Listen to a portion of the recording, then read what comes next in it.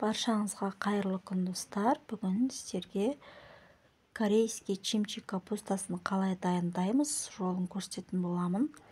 Бұл чимчи капустасы кез келген тағаммен жейтін болсаңыздар, тәбеттеріңізді ашып тұратын болады. Менімен бірге дайындап көріңіздер.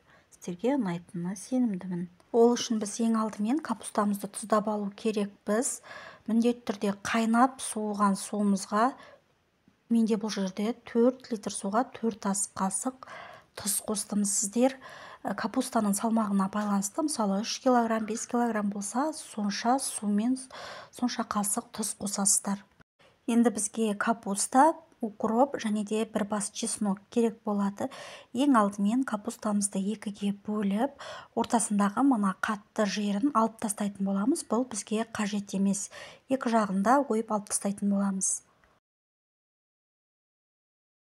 Қатты жерін алып тастадық. Енді капустамызды екіге бөліп, әр бөлігін осы видеодағыдай 3 немесе 4 бөлікке бөліп шығамыз.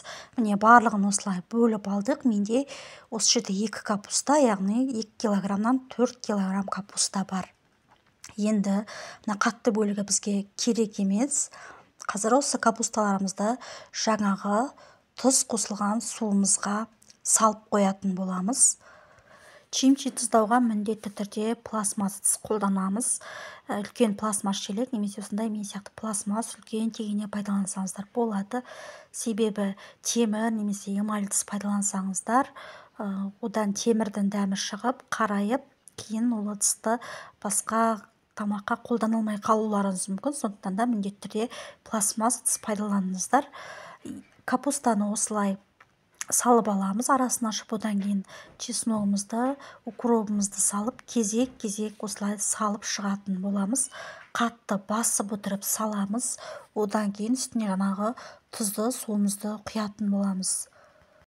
Суды бетімен қатты толтырып құюға болмайды, себебі біздің капустамыздың да өзінің суы шығады. Осылай қолымызбен көреміз. Егерде су астында көрінсе, ол жеткілікті деген сөз. Енді біз қазір тарелкамызды бетіне бастырып, үстіне ауыр зат қойып қоямыз. Мен 5 литрлік баклажкаға су толтырып басып қойдым.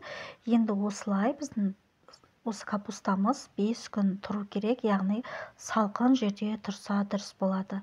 Жылы бөлмеде қалдыруға болмайды. Міне менде 5 күн тұрды. Осылай суы көп болып шығады. Енді бөлек ыдысқа осы капусталарымызды алып алатын боламыз. Бізге чеснок пен укроптары енді қажет емес, оны бөлек алып тастайтын боламыз. Капусталарымызды бір ыдысқа осылай барлығын жинап аламыз.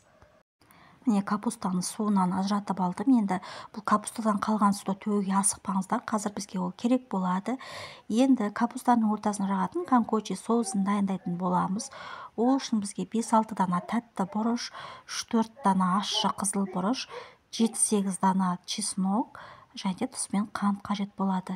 Осы барлығын қазір мясорубкадан өткізіп аламыз. Достар, барлық керек мөлшерлерін төменгі описание бөліміне жазып қалдырамын. Сол жерден жасасаңыздар болады. Міне соус дайын болды. Енді тұз бен қантты қосамыз. Яғни тұзды, егерде капусталарыңыздың тұзы жақсы болса, онда соусқа азырақ қосасыздар. Егерде капусталарыңыздың тұзы аздау болса, онда соусқа көбірек тұз қосып жасайсыздар. Енді осы соусымызды капустамыздың арасына жеткілікті қылып, жақсылап, барлық жеріне жеткізіп, жағып шығатын боламыз.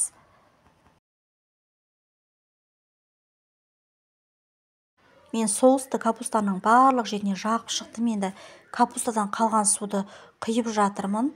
Біздің капусталарымыз батып тұратындай етіп құямыз және бетіне тарелка қойып, қатты басамыз да қақпағын жауып, 1 суткаға салқын жерге шығарып қоямыз.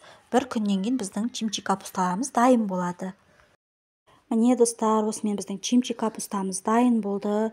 Өте ерекше дәмге ие.